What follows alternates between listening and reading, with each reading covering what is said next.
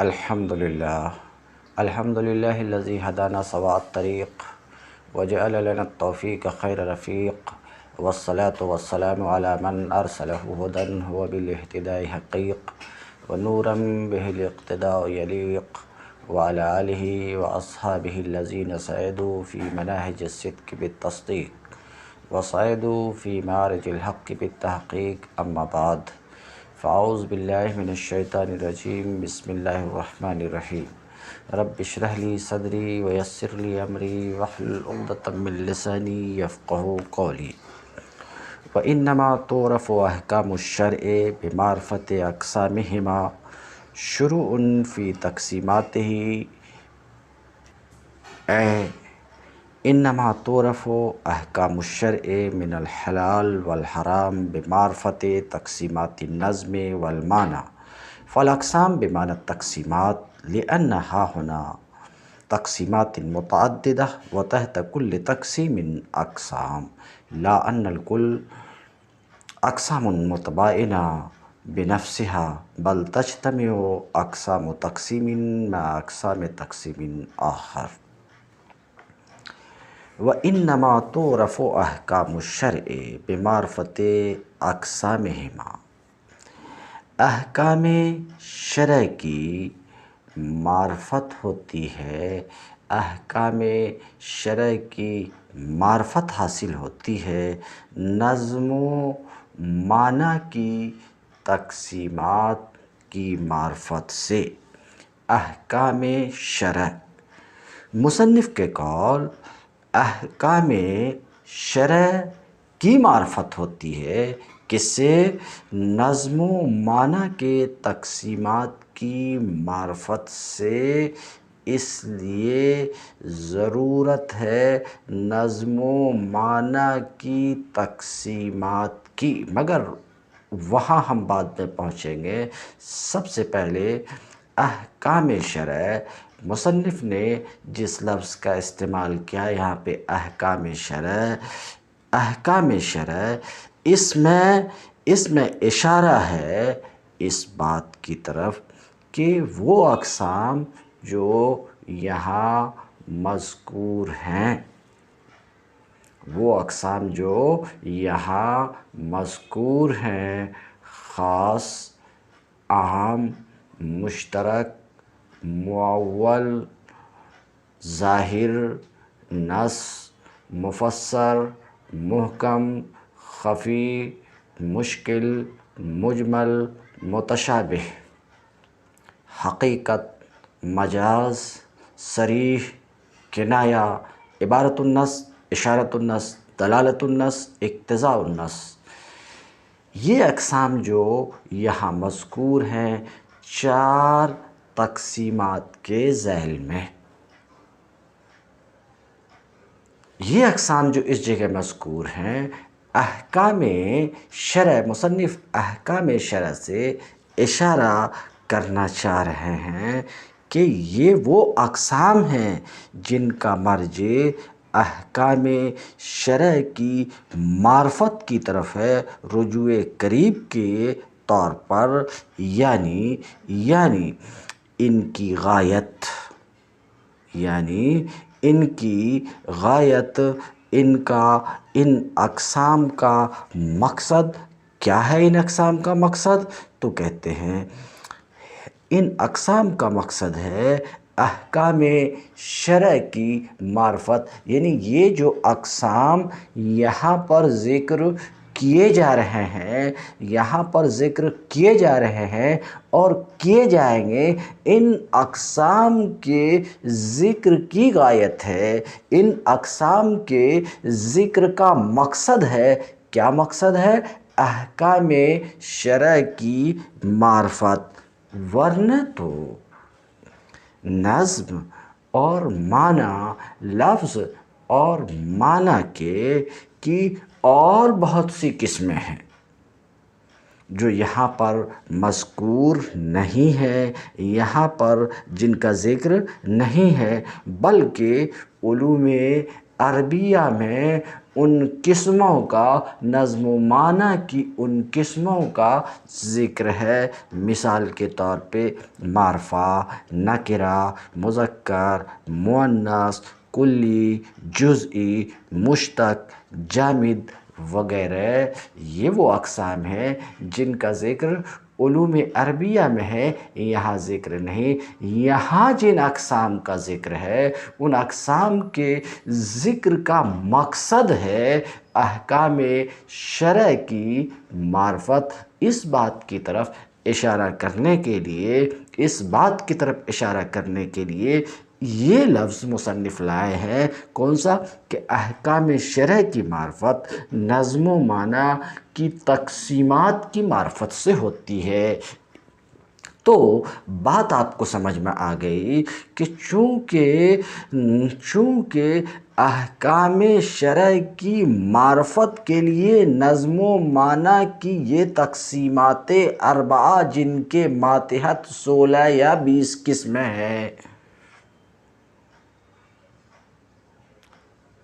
یہ 20 قسمیں ہیں اور 4 تقسیمات احکام شرع کے لیے موقوف علیہ ہیں، احکام شرع کی معرفت کے لیے موقوف علیہ ہیں۔ اس وجہ سے یہ اقسام یہاں ذکر کی گئی ہیں، یہ تقسیمات یہاں ذکر ہوئی ہیں۔ تو احکام شرع کی معرفت ہوتی ہے نظم و معنی کی تقسیمات کی معرفت سے۔ شارح کہتے ہیں شروع فی تقسیماتہ، مصنف کی اس عبارت سے انما تعرف احکام الشرع، یہ جو عبارت ہے کہتے ہیں یہ ابتدا ہے، یہ آغاز ہے، یہ شروع ہے۔ کس چیز کی ابتدا ہے؟ فی تقسیمات ہی، قرآن کی تقسیمات کی یہ ابتدا ہے۔ یعنی احکام شرع یعنی حلال اور حرام۔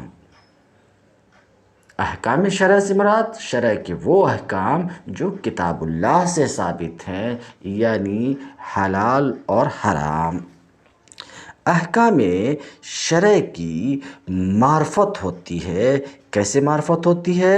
احکام شرع کی معرفت ہوتی ہے نظم و معنی کی تقسیمات کی معرفت سے، نظم و معنی کی تقسیمات کی معرفت سے، نظم و معنی کی تقسیمات کی معرفت سے۔ کیوں؟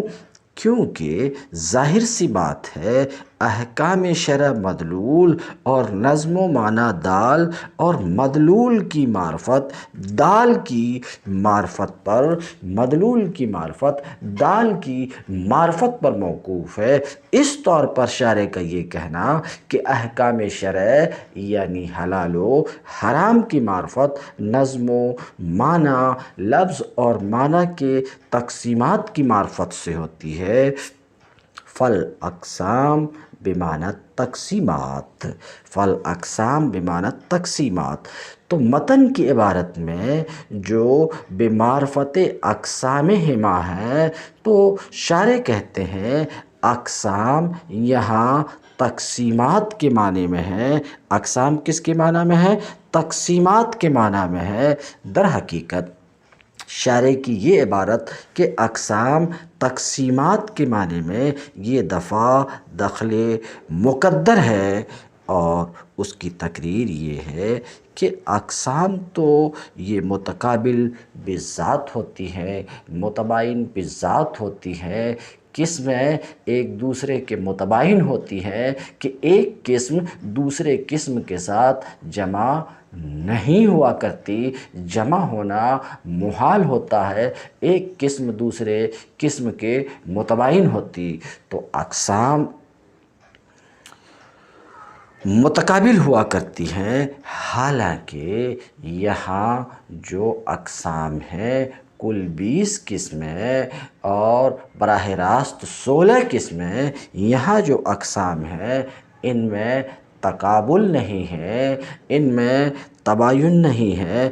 کیونکہ انہی اقسام میں سے ایک قسم خاص ہے، انہی اقسام میں سے ایک قسم عام ہے، اور خاص اور عام جو ان 20 قسموں میں سے ایک ایک قسم ہے، یہ جمع ہوتی ہیں حقیقت و مجاز کے ساتھ، اور حقیقت و مجاز بھی 20 اقسام میں سے ایک ایک قسم ہے۔ تو ان اقسام کا حال یہ دیکھ رہے ہیں کہ ایک دوسرے کے ساتھ جمع ہو جا رہی ہیں، مثلاً خاص اور عام حقیقت و مجاز کے ساتھ، حقیقت و مجاز کے ساتھ۔ یہ ہے یہاں پر دخل مقدر، اور اس دخل مقدر کے دفع کی تقریر یہ ہے کہ اقسام جو متن کی عبارت میں ہے وہ تقسیمات کے معنی میں ہے۔ کس کے معنی میں ہے؟ تقسیمات کے معنی میں ہے، اور مختلف تقسیمات کے اقسام، مختلف تقسیمات کے اقسام، یہ تقسیمات کے اقسام میں سے بعض قسمیں ایک تقسیم کی کچھ قسمیں دوسری تقسیم کے کچھ قسموں کے ساتھ، دوسری قسموں کے ساتھ جمع ہو جاتی ہیں، اور اس میں کوئی مناقشہ نہیں ہے۔ مثلاً اسم کی ایک تقسیم مذکر و مؤنث کی طرف بھی ہے، اسم کی ایک تقسیم معرفہ اور نکرہ کی طرف بھی ہے، معرفہ اور نکرہ کی طرف، تو ایک دوسرے کے ساتھ مذکر و مؤنث معرفہ اور نکرہ کے ساتھ جمع ہوتے تو ایک تقسیم کے اقسام متباین بالذات ہوتے ہیں، ایک تقسیم کے اقسام ایک دوسرے کے ساتھ جمع نہیں ہوتے، مگر مختلف تقسیم کے اقسام ہوں تو ایک دوسرے کے ساتھ جمع ہو سکتے ہیں، اور جمع ہونے میں کوئی مذائقہ نہیں ہے۔ اسی سوال کا جواب دے رہے ہیں فالاقسام بمعنی تقسیمات۔ تو متن کی عبارت میں جو اقسام ہما میں اقسام ہیں، یہ تقسیمات کے معنی میں ہے۔ کیوں اقسام تقسیمات کے معنی میں ہے؟ اقسام سے تقسیمات کیسے مراد لیا جا سکتا ہے؟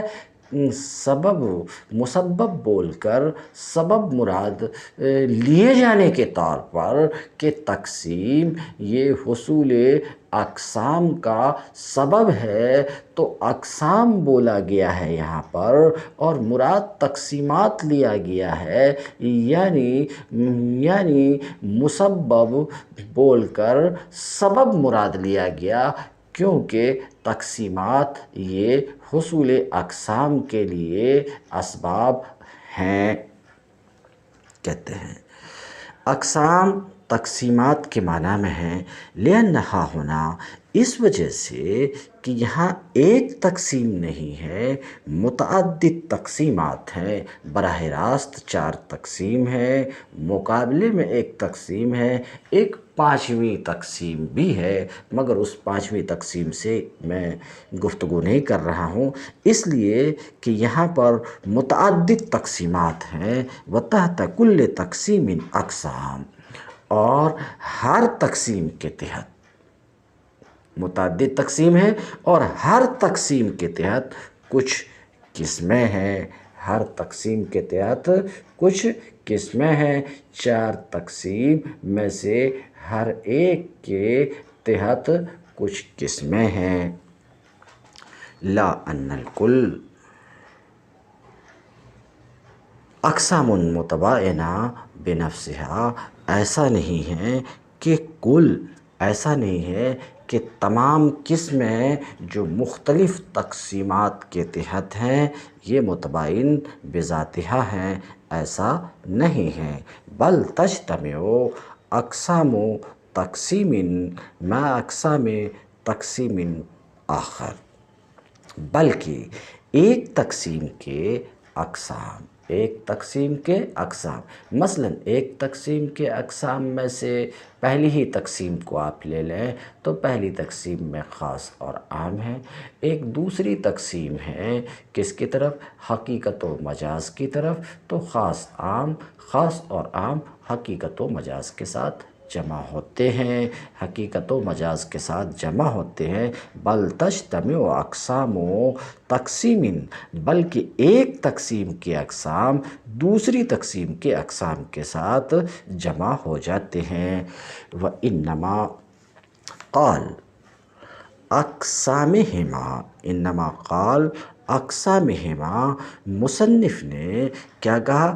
اقسامہما، یعنی نظم احکام شرع کی معرفت ہوتی نظم و معنی کی تقسیمات کی معرفت سے۔ تو کیا انہوں نے کہا؟ اقسامہما کہا، نظم و معنی کی تقسیمات کی معرفت سے۔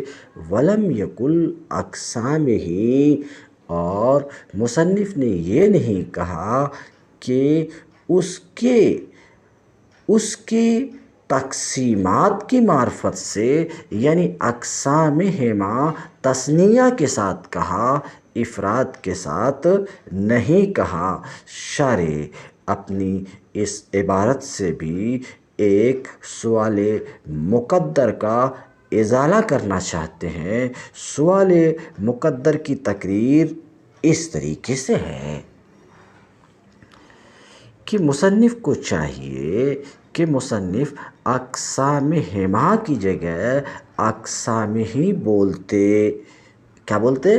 اقسامہ بولتے، اقسامہما نہیں کہتے بلکہ اقسامہ کہتے، یعنی اقسام کل واحد من النظم والمعنی، نظم اور معنی میں سے ہر ایک کی تقسیمات کی معرفت۔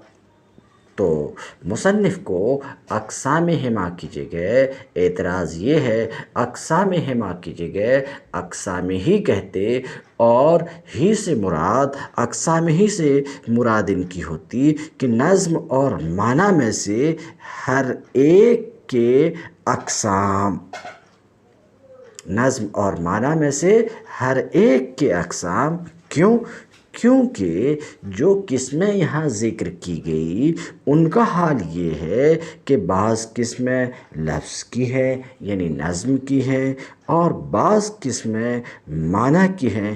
اسی وجہ سے تو بعض اصولیین نے یہاں تک کہا ہے کہ پہلی تین تقسیمات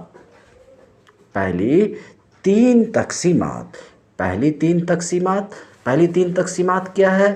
تین میں سے پہلی تقسیم خاص، عام، مشترک، معول کی طرف ہے۔ دوسری تقسیم ظاہر، نص، مفسر، محکم کی طرف ہے، اور ان کے مقابلے میں خفی، مشکل، مجمل، متشابہ کی طرف ہے۔ اور تیسری تقسیم حقیقت، مجاز، صریح اور کنایہ کی طرف ہے۔ یہ پہلی تین تقسیم۔ اور چوتھی تقسیم جو مصنف نے کی ہے وہ عبارت النص، اشارت النص، دلالت النص، اقتضاء النص کی طرف۔ تو بعض اصولیین نے یہ کہا کہ چونکہ پہلی تین تقسیمات نظم کی ہیں اور چوتھی تقسیم معنی کی ہے، اس لیے مصنف کے اوپر ضروری تھا کہ مصنف اقسامہما نہیں کہتے، اقسامہ ہی کہنا چاہیے، یعنی نظم اور معنی میں سے ہر ایک، نظم اور معنی میں سے ہر ایک کے اقسام، اس طریقے سے کہنا چاہیے۔ سمجھ رہے ہیں؟ تو بعض اصولیین نے یہاں تک کہا ہے کہ پہلی تین تقسیمات نظم کی ہیں اور چوتھی تقسیمات معنی کی ہیں۔ بعض دوسرے اصولیین اس بات کے قائل ہوئے ہیں کہ چوتھی تقسیم میں جو دلالت النص اور اقتضاء النص ہے، یہ قسمیں معنی کی ہیں اور باقی نظم کی ہیں، اور مصنف کے قول اقسامہما سے اس کے برخلاف مفہوم ہوتا ہے، وہ یہ کہ نظم معنی میں سے ہر ایک کی ہر ایک تقسیم ہے۔ تو اس کا جواب شارح نے یوں دیا ہے، اقسامہ ہی نہیں کہا، اس بات پر متنبہ کرنے کے لیے کہ تقسیم کا منشا نظم اور معنی دونوں ہیں، نظم اور معنی دونوں ہیں۔ اس کا مطلب یہ ہے کہ شارح کی مراد یہ ہے، نظم اور معنی جمیعہ سے شارح کی مراد یہ ہے کہ تقسیم کا منشا لفظ ہے جو معنی پر دال ہے، نظم ہے جو معنی پر دال ہے۔ شارح کی یہ مراد ہے۔ ان کے آنے والے قول والاصح انہ فی کل قسم، آنے والے قول کے قرینے سے تو اقسام ہی نہیں کہا، اس بات پر متنبہ کرنے کے لیے کہ تقسیم کا منشا وہ نظم اور معنی دونوں ہیں۔ ہاں، بعض اصولیین اس بات کے قائل ہیں کہ پہلی تین تقسیمات آپ نے سنا کہ یہ پہلی تین تقسیمات کن کی طرف ہے؟ پہلی تین تقسیمات میں سے پہلی تقسیم خاص عام مشترک معول کی طرف ہے، دوسری تقسیم ظاہر نص مفسر محکم کی طرف ہے اور انہی کے مقابل میں خفی مشکل مجمل متشابہ ہے، اور تیسری تقسیم حقیقت مجاز صریح اور کنایہ کی طرف ہے۔ تو بعض اصولین اس بات کے قائل ہیں کہ پہلی تین تقسیمات نظم کی ہیں اور چوتھی تقسیم جو عبارت النص، اشارت النص، دلالت النص، اقتضاء النص کی طرف ہے، یہ معنی کی طرف ہے۔ اور بعض اصولین اس بات کے بھی قائل ہیں کہ چوتھی تقسیم میں جو دلالت النص اور اقتضاء النص ہے یہ معنی کی قسمیں ہیں۔ یہ کن کی قسمیں ہیں؟ معنی کی قسمیں ہیں۔ کیونکہ مستدل اگر نظم سے استدلال نہیں کر رہا ہے بلکہ معنی سے استدلال کر رہا ہے، اور حال یہ ہے کہ وہ معنی نظم سے از روئے لغت کے سمجھ میں آ جاتا، محض زبان دانی کی وجہ سے سمجھ میں آتا قیاس و اجتہاد کے بغیر، تو وہ دلالت النص ہے۔ اور اگر ایسا نہیں ہے بلکہ نظم کی صحت اس پر موقوف ہے شرعاً یا عقلاً، تو وہ اقتضاء النص ہے۔ تو دیکھیے، مستدل نظم سے استدلال نہیں کر رہا، معنی سے استدلال کر رہا۔ اس وجہ سے بعض اصولین اس بات کے قائل ہیں کہ چوتھی تقسیم میں جو دلالت النص اور اقتضاء النص یہ دو قسمیں ہیں یہ معنی کی ہیں۔ ہاں، باقی جو قسمیں رہ گئی ان دو کے سوا وہ نظم کی ہے۔ تو شارح کہتے ہیں والاصح، صحیح تر قول یہ ہے، صحیح تر قول میں اشارہ ہے کہ بعض دوسرے اصولین جن میں سے بعض اس بات کے قائل ہیں کہ پہلی تین تقسیمات نظم کی ہے، چوتھی معنی کی ہے، اور بعض دوسرے اصولین جو یہ کہتے ہیں کہ دو قسمیں دلالت النص اور اقتضاء النص معنی کی ہے، باقی قسمیں نظم کی ہیں، جنہوں نے یہ کہا ہے ان کا قول بھی صحیح ہے، مگر زیادہ صحیح قول شارح کہتے ہیں یہ ہے کہ ہر ایک قسم میں ان 20 قسموں میں سے جو 4 تقسیم کے ماتحت ہیں، جن کے نام آپ 2 بار میری زبان سے سن چکے، تو صحیح یہ ہے کہ ہر ایک قسم میں نظم ملحوظ ہے معنی پر دلالت کرنے کے ساتھ۔